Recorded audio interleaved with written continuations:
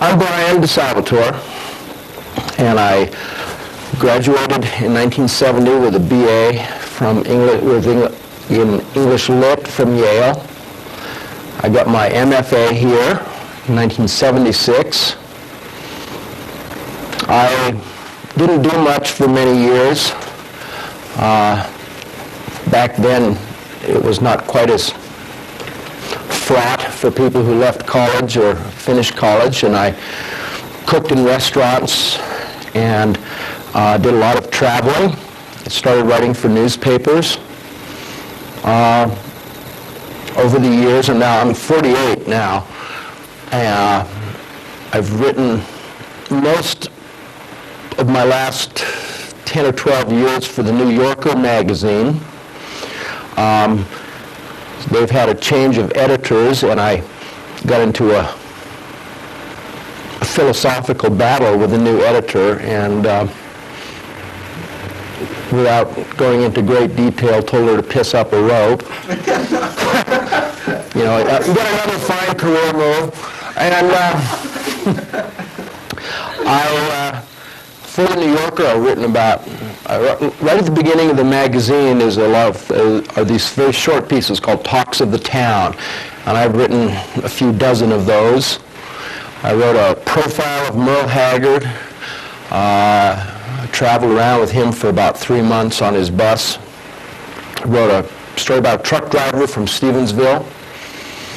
A story about dynamite. A story about this television show, Northern Exposure, and not the show, but the town where it was filmed over in western Washington.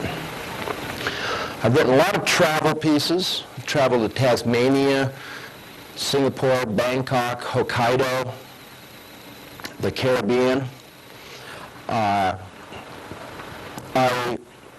have written some sports stories for outside on beach volleyball and camping, even though I don't camp very much. And right now, I've got another 6 months to finish a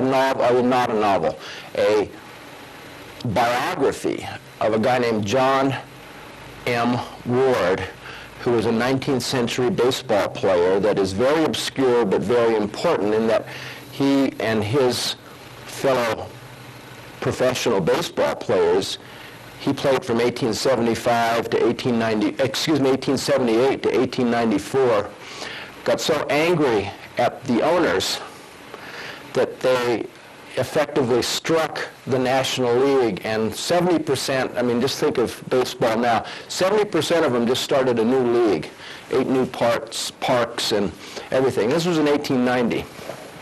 And I'll read you a little bit from that. I also write movie reviews, and I am Cineman in the Missoulian. And I don't know, do you guys read the Missoulian? Do you read my reviews? Yes. Okay. And that's kind of a fun thing to do because nobody edits me, and I get, over the years, I've done this for like 12 years, and it's kind of just for spending money. It doesn't account for a lot of my income anymore. They don't edit me, and I can just write about all sorts of things, even especially, and I'm going to take the chance here. I mean, I wrote a review last week. How many saw this review I wrote last week about Turbo, the Power Rangers? Did anyone? Well, you're going to have to sit through it again, and this is an example of what I get to do after you've sort of established yourself as a regular voice in the paper, and you get bored eventually. I mean, I don't know that much about movies. I don't study film. I'm not a critic. I kind of think about, and you guys can ask me questions too. I'm going to yap for a little bit, read something, and then read something from this book, and then I'd like you guys to ask me some questions, because that's, I found as the years roll by that for some strange reason, I keep getting older, and a lot of people seem to stay the same age, and there's things I don't understand, like editing in movies. It goes too quick for me, too quickly. I get upset at the poverty of the narrative. And I think it's not, I think it's just me becoming slowly an old fuddy-duddy. So let me read this thing. Okay, this is the review as it appeared. You all know who the Power Rangers are. I sort of did because I have some nephews and there's these weird guys. And so what I did, and gal, what I did was sort of pretend when I finally get to writing about these fellows and gals that I know absolutely nothing. I'm just saying this is what they are. I thought this would be fun to kind of be an innocent. Now there's sort of a faux innocence because I do know who they are, slightly. Anyway. Okay, so here's this review. And I call myself Cineman. I decided, this was about 4 years ago, I just was so bored with I, the first person. I said, why don't I just create this other character to write about movies? And I could let him do things that I couldn't. And it's not the first time this done. There's a fellow who was a regular reporter for the Dallas,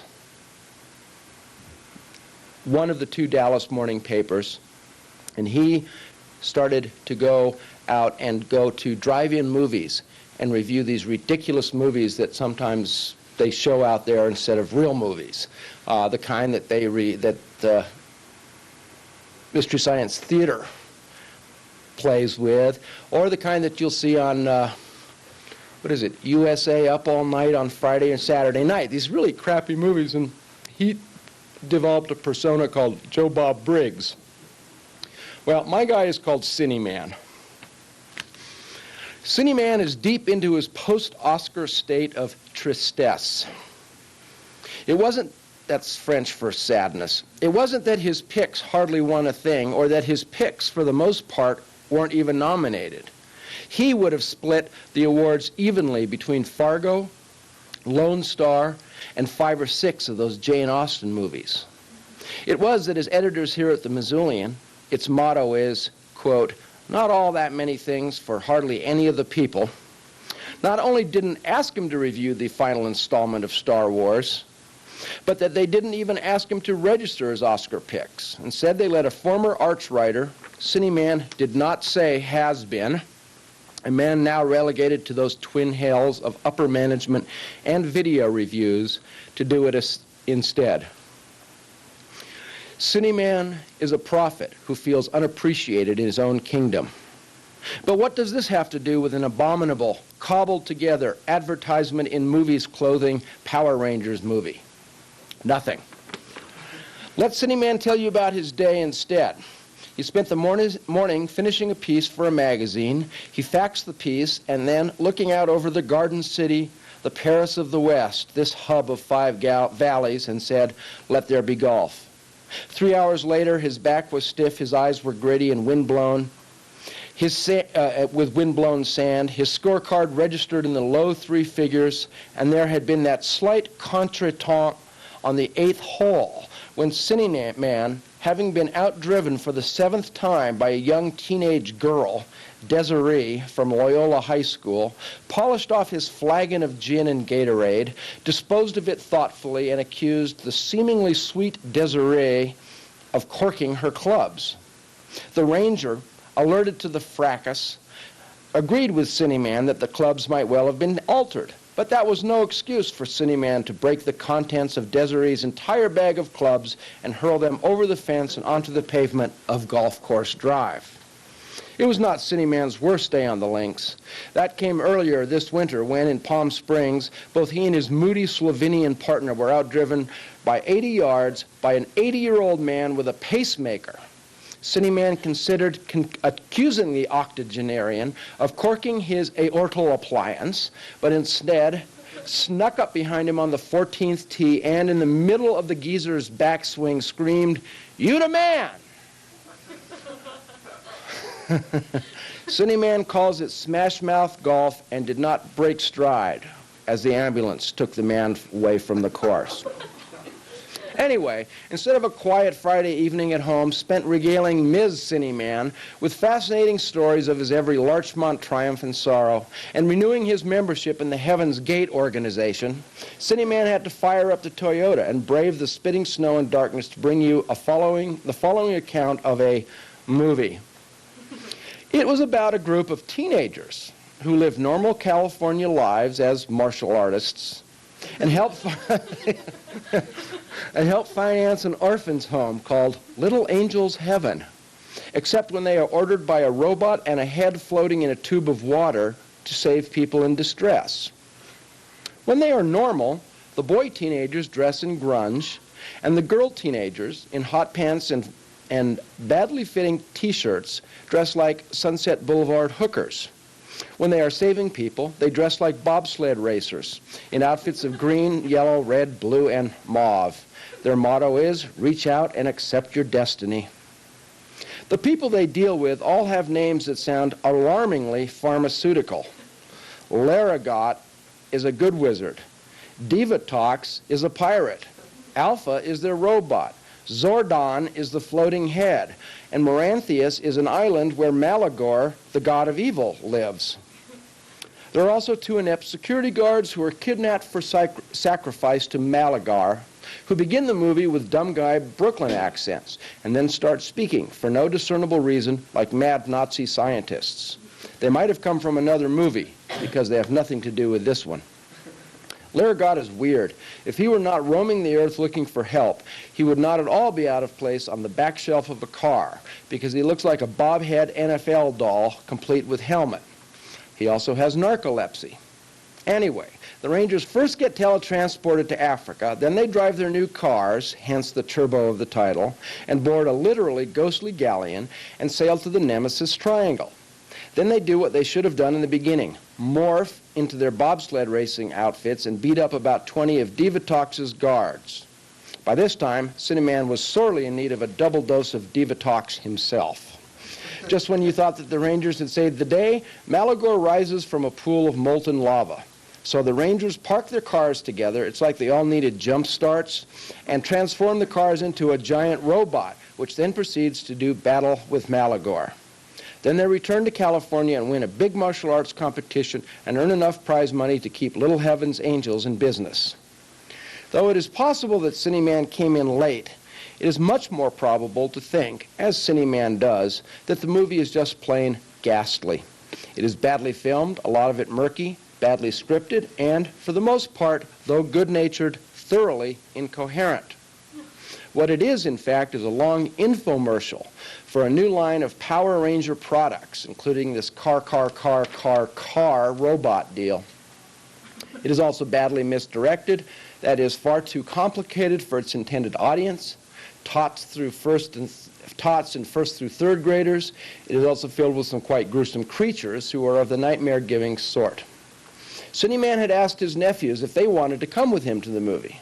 His soon-to-be 10-year-old nephew had much more important things to do, most likely a Friday night youth gang initiation. And his soon-to-be 7-year-old nephew looked at Cineman like Cineman had suggested playing Chutes and Ladders.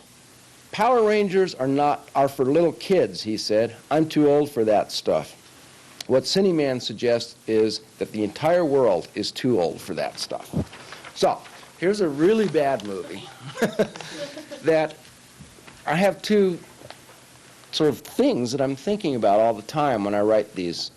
One is, let's say you lived in Alberton and you had 3 or 4 kids and it's Friday night and you're coming in to town. I mean, by the time you get out of that movie, you're saying goodbye to a couple of $20 bills. And I just want to, hoping that people read this, save themselves $40. This last week, it'll come out next Friday, I saw this Dennis Rodman, Jean-Claude Van Damme movie, which is, I mean, it's worse than this one. And I think a lot of people are going to go see it because of Dennis Rodman, but Dennis Rodman hardly shows up at all in it. It's kind of a fake. And so I'll talk about that. And in the course of this, not to be, too technical about it. Even though I'm making fun and talking about golfing and lying and doing all sorts of things, I do tell you what the movie is like, and that it's incoherent. And so if you read these closely, you'll figure out what this movie is about. I got into a lot of trouble. I mean, I got a big blast from some folks about 4 years older than you, because I didn't like Star Wars. I had never seen them before. I was in Indonesia when these things came out. And so when I went, February, when the first one came out, I just walked in like someone who had never seen it. And I just thought they were awful. And so these guys gave me a bad time about it. And I miss sometimes. But it's a funny position to be in, because I'm not an expert, but I've seen lots of movies, and I'm the guy that's got the column. And it's like Merle Haggard, when I went around with him and someone was complaining to him about, he didn't play this song. You know, he has like old favorites that people want to hear, and he goes, I got up there, I own the goddamn stage. Well, I own it, you know. So I get to be the guy, and I get letters, people calling me all sorts of names. Some of them kind of frightening. I get phone calls. People will call up and just scream or swear and then hang up. And it's kind of scary. I've never, felt truly in danger enough to call the cops, but people take this stuff really seriously. But, it's like the guy whose job is in the circus, and what he does is after the parade, he goes behind the elephants and shovels up what the elephants leave on the street and complains about his job all the time. And the guy goes, God, why don't you quit? And the guy says, what, and get out of show business. And so this is my little version of show business. Okay, now, here's this book. When I stopped writing for the New Yorker, when I'd write for them, I'd write 1 or 2 articles a year, long articles, and get $25,000 or $30,000 an article. The going rate, I just finished this article, and I get $2 a word about now. That's sort of the going rate for big magazines. So that was a lot of income that I suddenly didn't have. And a lot of what I do, it's just like when you kind of can't understand when a baseball player or a football player talks about money.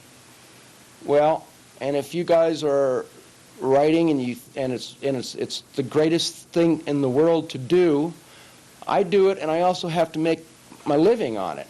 And so when a bunch of writers get together, and there are tons of them here in Missoula, instead of talking about art, what we end up doing is talking about money. I mean, we have just like if you get laid off at the mill or something and you don't sell some, it's a job, and that doesn't mean that it's just a job, because if it were just a job, then you'd be really bad at it and people wouldn't read you.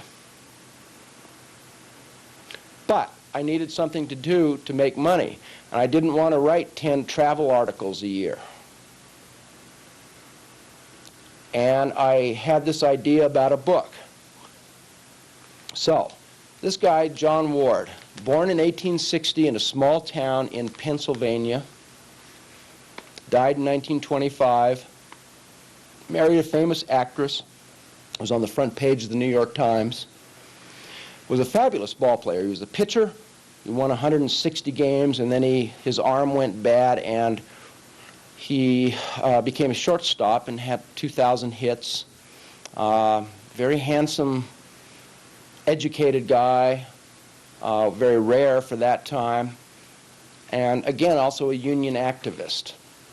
Now, if you bought this book, I'm just going to read what is, at this point, still the first words you would read. But you would see John M. Ward, and there'd be a baseball picture. You would know sort of that it's about baseball, and then you'd read the dust jacket, and you'd have some idea, just like when you're getting a mystery or anything. You have some idea of what it's about. But other than that, I won't explain it. It's going to be out next year, or maybe a year and a half from now, from Random House. And this is how I've been making my living. He was smaller than Duke Farrell and smaller than Jumbo McGinnis, Big Dan Brothers, Big Dave Orr, and Piggy Ward. He was bigger than Dummy Hoy and Wee Willie Keeler. He was not, however, notably taller or shorter, or notably heavier or lighter than Ubu Ubo Hornig, or Icebox Chamberlain, or Lady Baldwin, Germany Long, Oyster Burns, Cupid Childs, the only Nolan, Adonis Terry, Doc Bushong, Monkey Hoteling, Bid McPhee, Bug Holiday, Silver Flint, Lip Pike, Crab Burkett, Count Campu, Silent Mike Turnin, Honest John Morrell, Yank Robinson, Patsy Taboo, Nig Cuppy, Podge Way, Deacon White, King Kelly, Cannonball Morris, or Bald Billy Berry. He was, the record books tell us, 5'9" and 165 pounds, smack average in both categories for the National League of Professional Baseball Clubs rosters for the year 1885. He was slender, slim-hipped, short-legged, though that may be an illusion caused by the high-belted, knee-cinching uniforms ball players favored then. His shoulders sloped dramatically. He was high-cheeked. His face was both stalwart and delicate. He had a broad nose. In some photos, it looks as if it might have been broken. His ears were large and stuck out. If he were on the schoolyard today, his nickname would be Dumbo. His eyes were blue, pale blue by some accounts. His skin was fair. By the time of his death in 1925, when he was 65 years old, he has a weathered, almost scoured look. All those afternoons in the summer sun. His hair was light, the color of sand, they tell us, and sometimes his eyebrows disappear in photographs. As a boy, he kept his hair long. As a grown-up, he wore it neither long nor short. Sometimes he parted it on the left and sometimes on the right. In one photo, taken when he was 50 years old, he parted it more or less in the middle. He never lost his hair. It was thick and straight in his youth. Later, when he was famous and successful, it looks as if it wanted to swoop and bank modestly, but had been brilliantined or perhaps pomaded into submission. Between the 1881 and 1882 baseball seasons, he was pitching for the Providence, Rhode Island Grays then. Ward traveled to Northern California with some other ball players. They stayed in San Francisco for a fortnight or so, touring and playing some ball. The return trip was long and tiresome, but both Ward and the Grays' first baseman, Jerry Denny, reported to the team in admirable physical condition. But what a change had come over John Ward. That winter, under the California sun, he had grown a mustache. It was the talk of Providence. Though as an older man he would clip its ends, during his playing days the mustache was quite the ornament. Sometimes he waxed it straight to point as an artist's brush. In others he shaped it into a graceful yoke. The mustache was so light-colored, so fine, that in some photos at least those taken from a distance, its presence is difficult to discern at all. In growing his facial hair, Ward, 21 years old at the time, was following fashion, as young men do. He must have thought this new adornment dashing and manly. However, compared with the boisterous, aggressive mustaches, some of them real hedges, of many 19th century baseball players, Ward's was tentative, nominal. It looks on his smooth, young face retrofitted, clearly purposeful, and as precocious and self-conscious as a new suit on a small boy. Ward was inducted into the Hall of Fame in 1964. His metal plaque there, his nearest neighbors are Casey Stengel, Pud Galvin, and Ted Williams, is rendered, most unfortunately. It is whatever the opposite of spruce is. Maybe the artist that year was inept, or having a bad day, or feeling his oats. Maybe he didn't like what he knew of Ward. Maybe he did but didn't give a damn. Maybe he was drunk. Whatever the reason, Ward's bronze-colored, three-dimensional likeness has him wild-eyed and bee-stung puffy and disapproving. And oh, the mustache that meant so much to him. The artist has one side following nicely the contours of Ward's mouth, but the other points boldly, unnaturally into space, stiff as a hunting dog's tail. Ward, in Cooperstown, looks as if he is forever signaling for a left turn. So I went through, I mean, it's... Here's a guy who nobody knows about. He's been written about, and he was a baseball player. But he grew up in a town the size of Hamilton. So I had to go to this town called Bellefonte and go through newspapers of 130 years ago. I found his mom's obituary. I found her will. I found the first reference to him playing baseball. I went over to Penn State, where he went to school as a 13-year-old. And I had to find out what the hell was he doing in Penn State at age 13. And it wasn't so weird back then, but that takes 4 books to find out. People just went to college younger back then, just like they got married younger.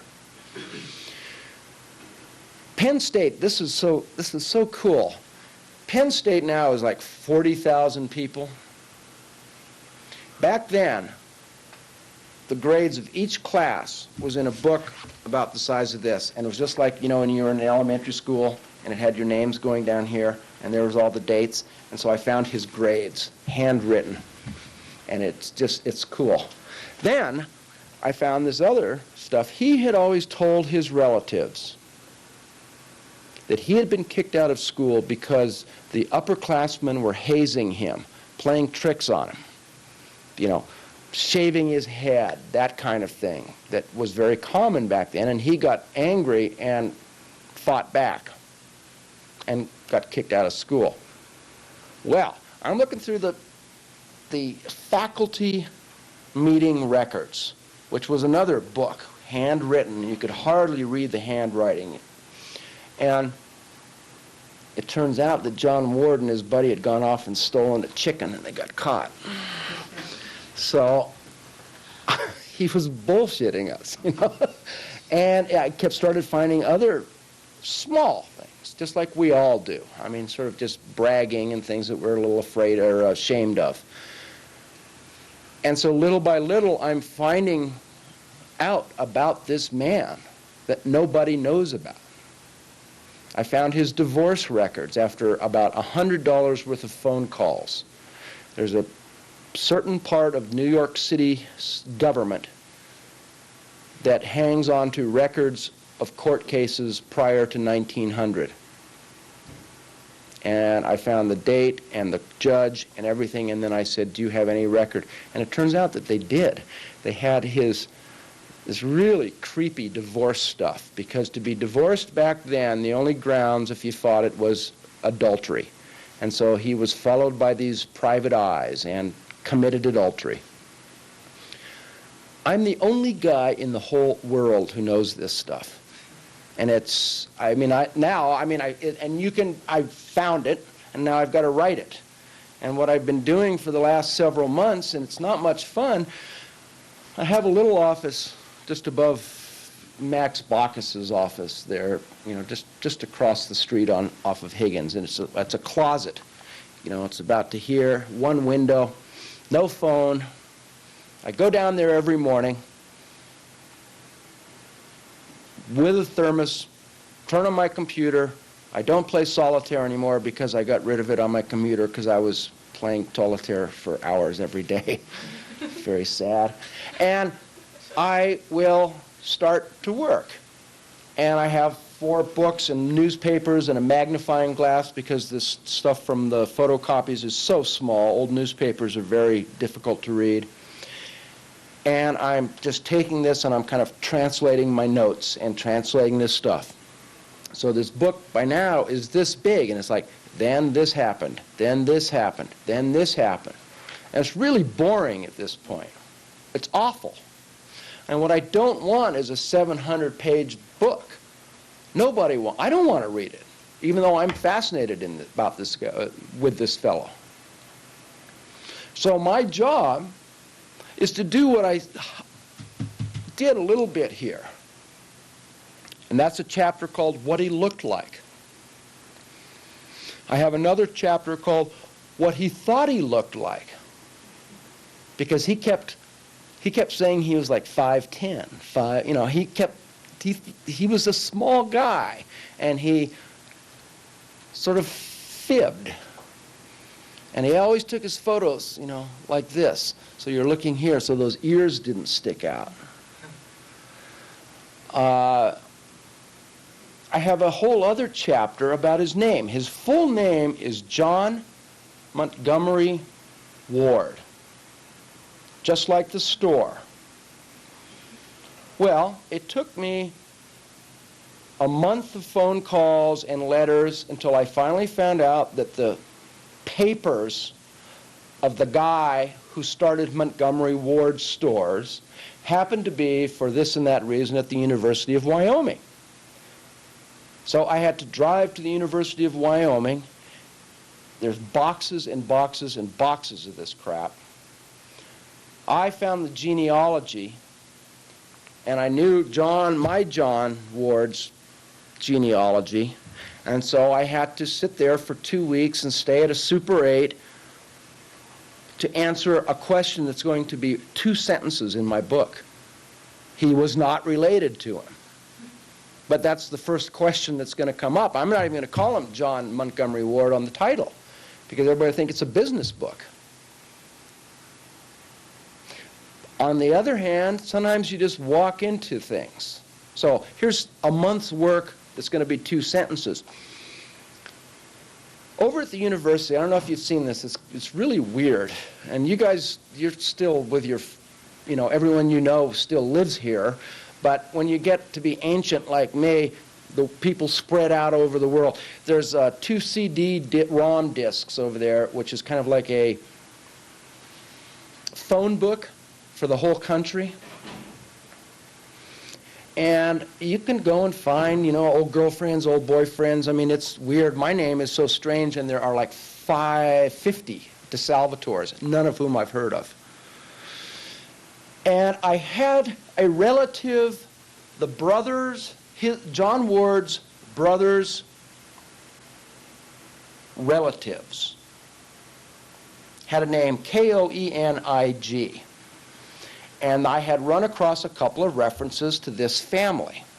And the first name of this one fellow was Carl, with a K, Carl Koenig. And I wrote to some old addresses, nothing. I said, well, maybe I'll go over there. And I saw him sitting there playing with that CD-ROM. I get all the Carl Koenig Ks, just in chance that somebody would name their son like Carl Koenig Jr. or something. And I got their phone numbers, and on the 3rd phone call, they go, yes, matter of fact, we are related to John Ward, and I don't have any of the photos, but my sister does. Boom! I'm looking at a stack of photos that nobody has ever found of John Ward and his second wife and all these relatives. So sometimes, you take 2 months to get one sentence, and sometimes you take, 20 minutes on a November afternoon and you hit pay dirt.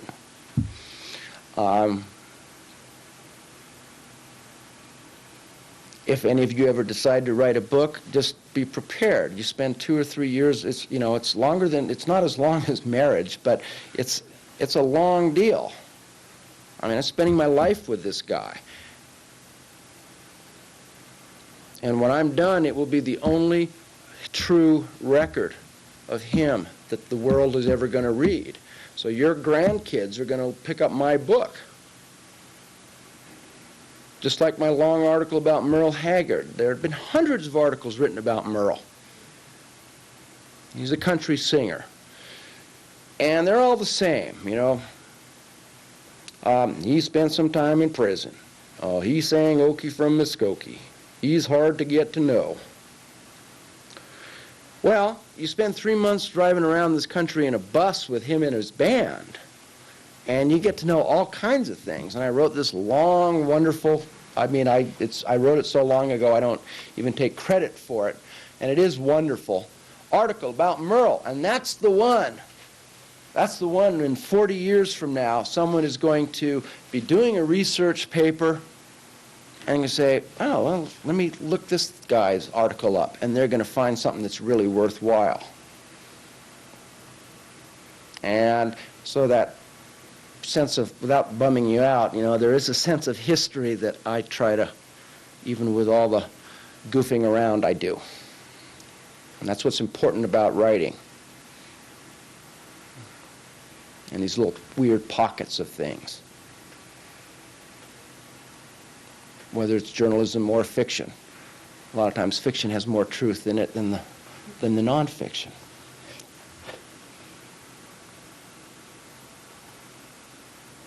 Someone asked me a question. Come on.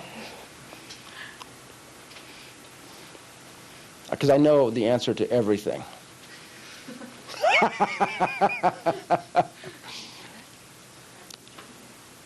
Do you guys writing for the newspaper there at Big Sky? Anybody? For Glenn?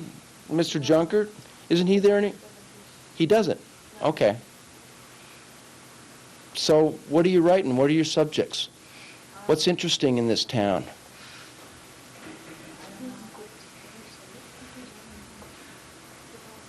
Does anybody want to be a writer when you grow up?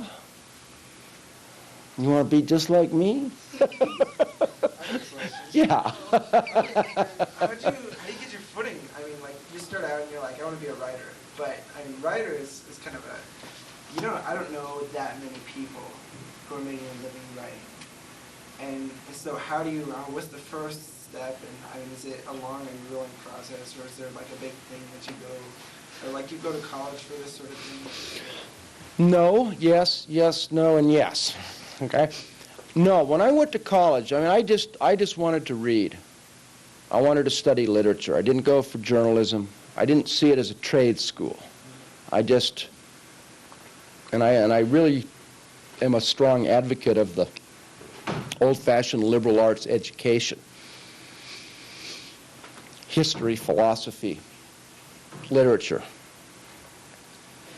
When I was in college, I was writing poetry. And I was sort of laughable. I mean, looking back on it, I mean, I always wore dark glasses, and I had my journal, and pain.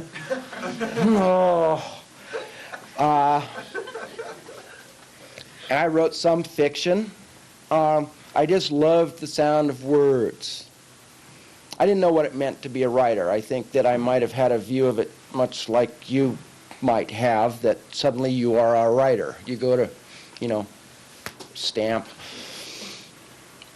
I wrote some fiction and sent it off to places. I mean, and nobody, it was really very bad looking back on it. I mean, writing is an odd thing. It's not like math or tennis or science or chess or music, where you can have prodigies. Writing is this athletic kind of, I mean, I said tennis, but you have to go through lots of years and get better and smarter and a little wiser about the world.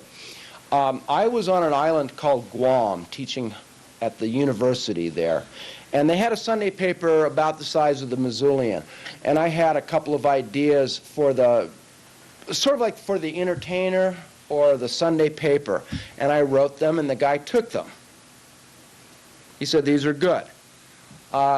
One of the people at a magazine there that went around the Pacific said, gee, I liked your stuff. Would you like to do an article?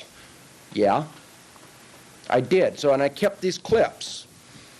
And I was learning how to do it. And they were very bad articles, but it was one led to another. Then years later, when I came back to the States, I saw an ad for a magazine called Islands, and I wrote an article just sitting over there on 3rd Street and sent it off to them, and they liked it, and they gave me a bunch of money. And then I wrote another one for them. I wrote for airline magazines because they had seen an article in that article about islands. Then I had a big break where I wrote a piece, again, out of nowhere, and sent it, as they call it, over the transom, just unsolicited, to the New Yorker, and they bought it. And at that point, my life changed, because otherwise it would have been, writing 20 articles a year. And suddenly I was just like this great writer, even though I was not any better than I had been like 5 days earlier.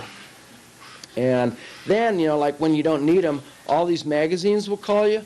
I mean, I can remember one week I had calls from Sports Illustrated, Playboy, the New Yorker, and the New York Times wanting me to do something for them.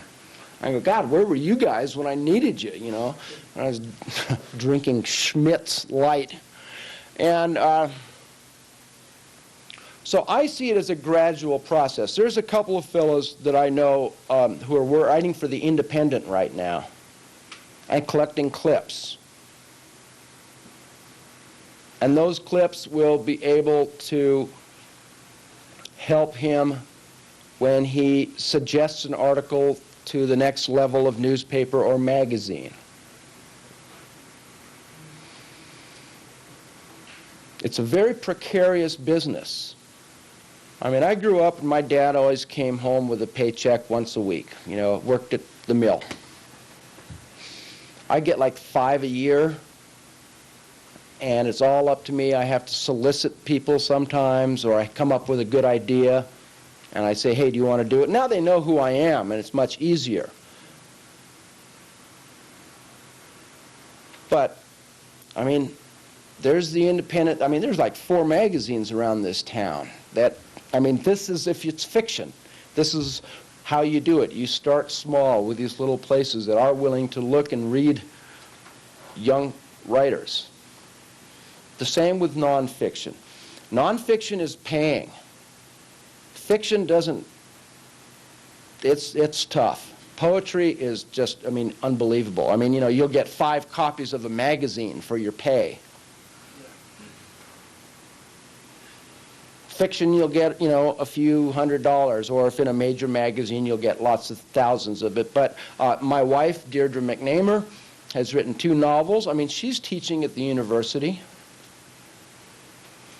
There are, this is how fiction writers, most of them, make their money. They teach, they do workshops, they write magazine articles. She's written a bunch for Allure magazine, which is kind of a fashion magazine. There's no money in it, really, and that's not why you should do it. But that's how I, does that answer you a little bit? It shouldn't, I don't want to be discouraging, because, it's such a weird thing. It's, if your heart is in it, you're going to make it work. But, most of my friends here are writers. And some of them are carpenters also. Some of them are tree, they do pull down trees and prune trees. Some of them just make their living writing. For years. Not when I was in high school and not till I was out of college. But, I read a lot. Besides books, I read 2 newspapers daily, 5 magazines at least a week. I'm always coming up here to the library and just picking out magazines to read. When I read the newspaper, I go down to Garden City and just look at if you want, okay, let's say that you're going to write about cars. How many car magazines are there down there? What, 100? Different ones. Even better than Garden City, and I don't want to encourage you to go out there, is out at Barnes & Noble's. Their magazine section is just amazing. Outdoors magazines, 40 of them. Snowboarding magazines, 300, Okay? There's locally, there's the Independent. There's not the Missoulian because that's not, most of their stuff is done by folks on the staff. There's Montana Magazine. There's Wordsmith. There's a brand new one called Montana Blank. I read and I study the magazines. I did. I don't do that so much anymore. What do? They have 2 animal stories, a history story, a offbeat story, a travel story. And I just start thinking, what might be something, what's a good idea? You know, nobody is, for my money, has done a good profile of the guy, Red Beck, or whatever his name is, the preacher. You know, we all know who. I mean, I don't know much about him. I mean, you know, his wife was killed and all this, but who is he? You know, and the Missoulian, damn their black soul, has not been interested in it.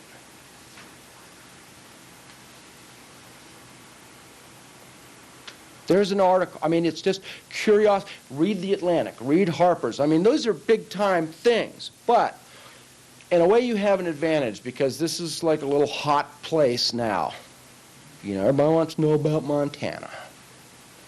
You know, the Glendy jump. We read about it, we don't even think about it anymore.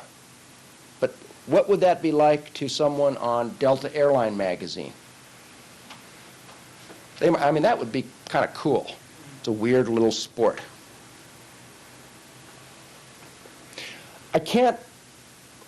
I'm not a very good teacher because I've never been able to impart, like, how to impart imagination. But the creativity part of it, what is a good subject? But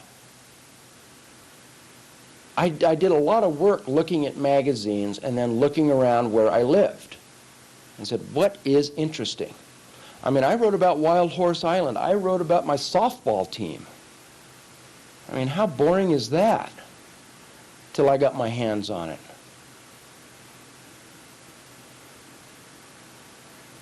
So I can't answer it, but I mean, that's how you do it. And I mean, it's a pretty fascinating world, even right here it is.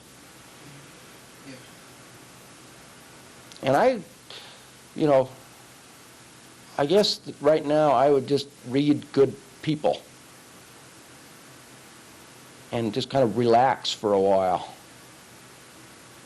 Because good people have those ideas. And I'm not talking about Stephen King, all those crap masters, you know. There are lots of good people. and behind this whole thing is the language.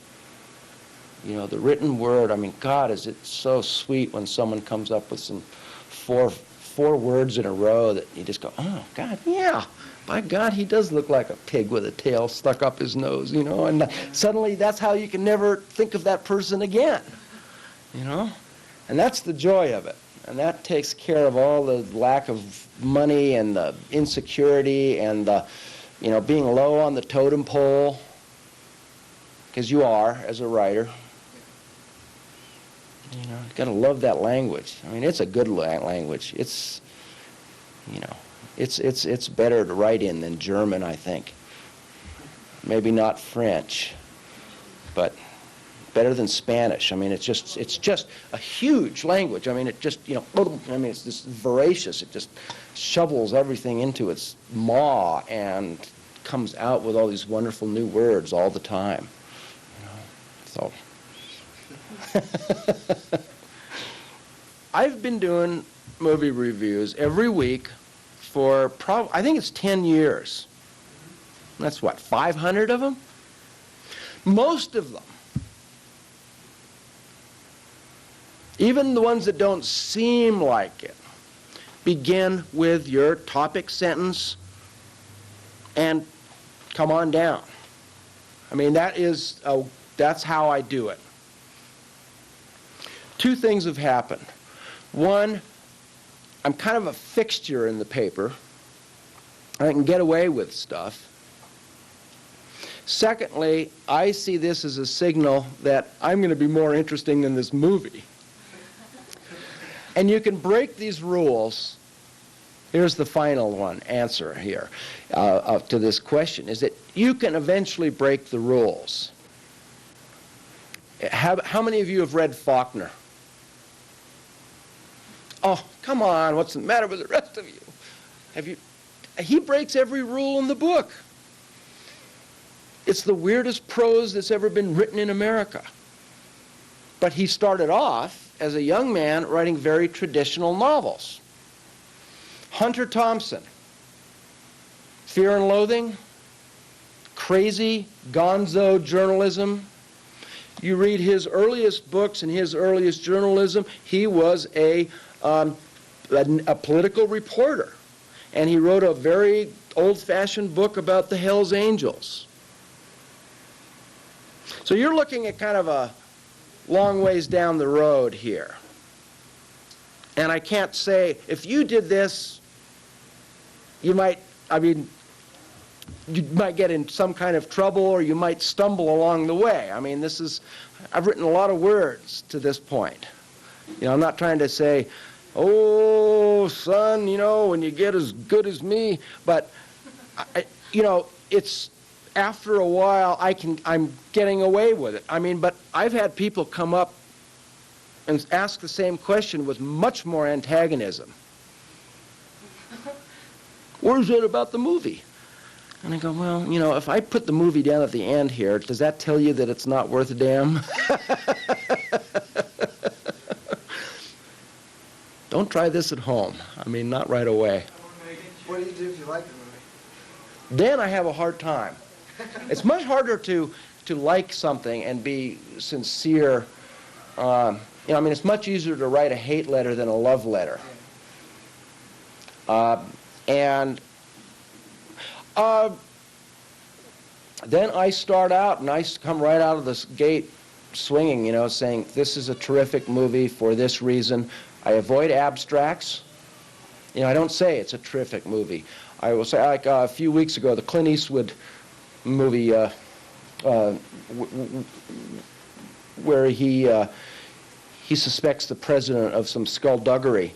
I mean, I just came right out and I thought it was the Jim Carrey movie, Liar, Liar.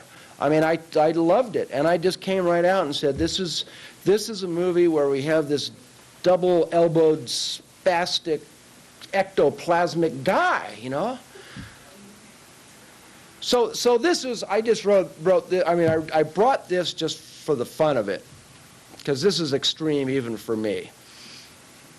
But usually, yes, you start right out with this. I mean, but there's a lot of information in this movie. I just hit it. Thanks, Dirk. If you want to say who you are and which school Yep. you're from. Well, I'm Dirk Bauer. Go to Sentinel High School, but I'm not a native American. I mean, not a real American, because I'm a foreign exchange student from Germany. And yeah, are here for 9 months already. And just are in creative writing at Sentinel High School. And I brought 2 poems. And if you get bored after one poem, just tell me. But I think those 2 poems I thought are not too bad. So let's get started. First one is called The Intruder. The only immigrant in the neighborhood. He's a leech sucking up the welfare, not working for his own good. A neighbor's hello is very rare. That is him, the Mexican worker, constructing a new bank house, got no insurance from the owner, despised by people like a mouse. Rain or cold doesn't matter, the horizon unreachable far. There's always hope for the better, sitting lonely on a metal bar. The building finished in record time. This poor Mexican did not get one more dime. Was the first one. And yeah, just was inspired more or less by this problem what California has with Mexican workers. They're actually pretty good. And the second one is, rather different, but, well, this is called Forever. 12 years old, idealistic for the future, a voracious appetite for adventure, sworn friends in the mountains stick together, swimming in rivers with buddies forever. The world turns without a stop and eternally, you with her, changing instantly. Raising a family, looking for a job, forced to move, no time to rest or stop. A day in the mall, a familiar face in the crowd, your old buddy passes, no hello and no doubt.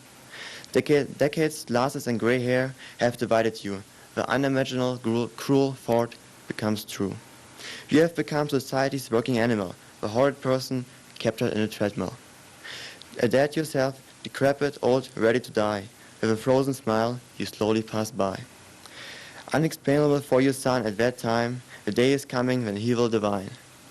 All youth wasted to make the world better. What stays is the ironic smile forever. That's what I brought. Thanks. All right, my name is Sean Bendixson, and I'm a senior at Hellgate High School, and this is my big project for my senior year. Is I've put together a book of poetry and just kind of short stories, things that I've written over my high school, years. And I'm gonna read a couple for you. Mostly I write poetry. This one is called "The Morning Before We Reached the Land of the Trees." Just to explain the title, if you've ever gone on a hike up to the M over, like during a summer day, you look out over the valley and, you realize, at least for me, I think there's a lot more trees, out there that I see than I would imagine walking around on the ground. And so, this was a road trip coming back to Missoula.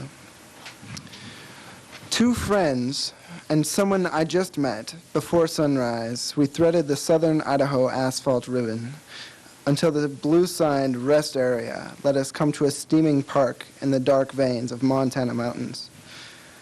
From that dew-specked spot where we got out and sat like gypsies on the lawn on the east slope of the pass, we watched the sun yawn yellow and rise with a soft heave of stirring shadows. We hopped then back into the car in our wrinkled picnic clothes and went home to smell these summer evenings of Missoula. And a lot of my stuff is I believe in, especially in high school, there's not as much positive, minded poetry. Everyone's like you're talking about death, and all this stuff. But I do write some cynical poetry as well. And this one's called "Sideway Cracks on the Way to the DQ." What's the interval, the frequency, Kenneth? I guess I stole all of my ideas from a blind millionaire. If he had been a starving musician like me, he probably would have understood. Yes, I do. I understand that the leaves of this time of year are programmed on shuffle, and if you wait around long enough, they spell a word on the sidewalk, like hope or grief or Bob Dole for Prez.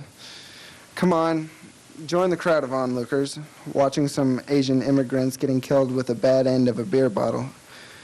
I guess they deserved it, right? Let's go. I need some ice cream.